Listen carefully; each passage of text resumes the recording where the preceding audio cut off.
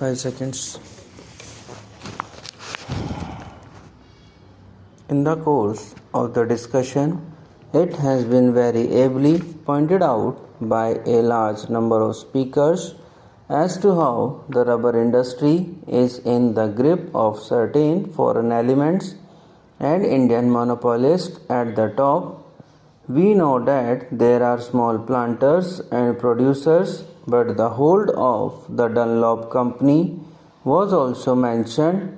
So far as the big industries are concerned, it has been their policy to capitalize the money and to put money in the reserve fund instead of utilizing such funds and profits for improvement of the working classes and for the betterment of the laborers.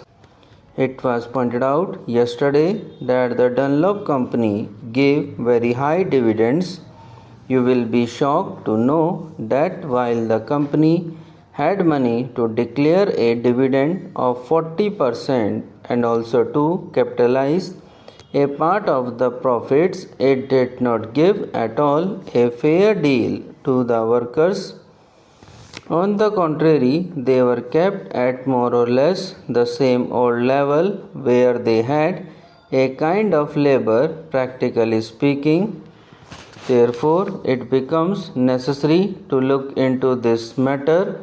Sir, we are interested in the increase in production, and everybody is interested in the increase in production. The production of rubber, coffee, or of any other essential commodities or imported commodities must undoubtedly be increased in the country.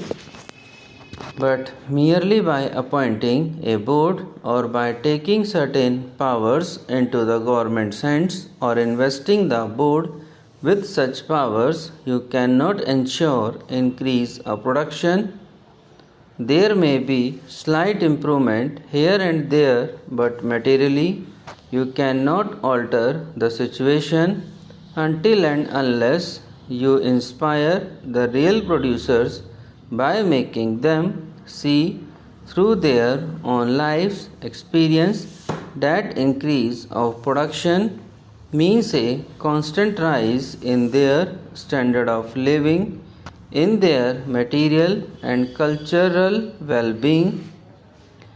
Now that is why I say that it is very essential when the board is really being given certain powers for looking after the interest of the working class to make these powers effective, and to make them effective would be to ask the board to work for the increase of the wages of the rubber workers or the laborers who work in that particular industry.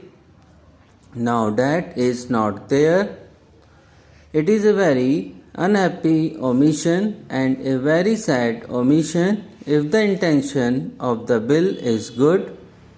Sir, as you know, we had been told in the recent days very much about socialism, and we are not talking about socialism in its big aspects here at all. This is not our concern here.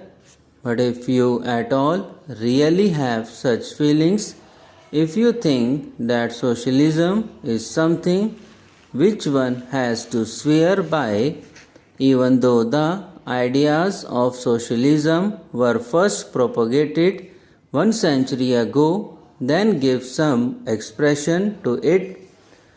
But we know that there will not be socialism at all under you. All that we say is, if you swear by socialism, talk about socialism. If the members of that side of the house go to some other houses and hear lectures very seriously, they should come here and tell us that they are also going to increase the wages of the workers when such measures are brought up. Such occasions are good occasions for them to begin to cultivate this thing because we have yet to learn the ABC of socialism first, and you cannot write a book or a poem or an article straight away, and we do not expect you to do it either. But if you are really sincere about what you are talking, you should try to learn the ABC, that is to say, begin with giving the workers a fair deal, giving them a living wage, and dealing with the workers here. In this bill, you should make provisions for them. I do not suggest to the minister that in this bill there should be provision that so much wages shall be given to the rubber plantation worker or fix a scale and all that sort of thing. All that I have proposed in this amendment is that the board should be given that reorientation of outlook should be given the direction that the wages have to be increased and that they have to consciously work for it. That is all that I demand in this amendment. Sir, we do not like that our workers should be exploited by the people, and he will not deny, because it has been pointed out from that side of the house also that whose profits are being amassed, they cannot spend the money. The British who are earning out of this industry cannot spend the money. With all their luxury and extravagance, they cannot spend that money here in this country. They send this money abroad. Even then, they retain some money in their hands. They would rather keep them in banks idle than give this money to the workers for bettering their lot, for improving their conditions, which determines in the final analysis whether the production of the country would go up or not. Now, sir, I read with great interest the Select Committee's report, especially the portion of the evidence appended to it, and I would ask you also, sir, to reread if you have already read this interesting document. You see here Mr. T.T. Krishnamachari crossing swords with an important representative of the British interest, the British rubber interest in this country. Now it is all a wordy battle.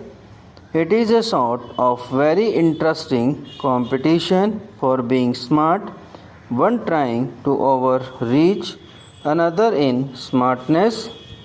But at the same time, out of these discussions, it emerges that the British interests are interests unmindful of the interest of the workers, of the interest of the country as a whole.